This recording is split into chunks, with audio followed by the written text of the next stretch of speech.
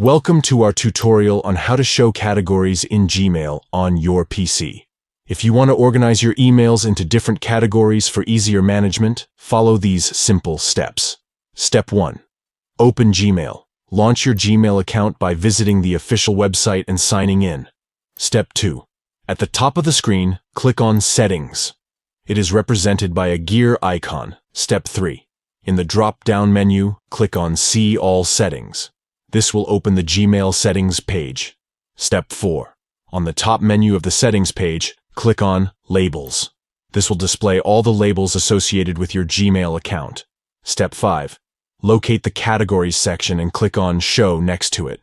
This will enable the display of categories in your Gmail sidebar, allowing you to easily sort and access your emails based on their respective categories. By showing categories in Gmail, you can have a more organized and efficient email management system, ensuring that you never miss important messages. Thank you for watching our tutorial.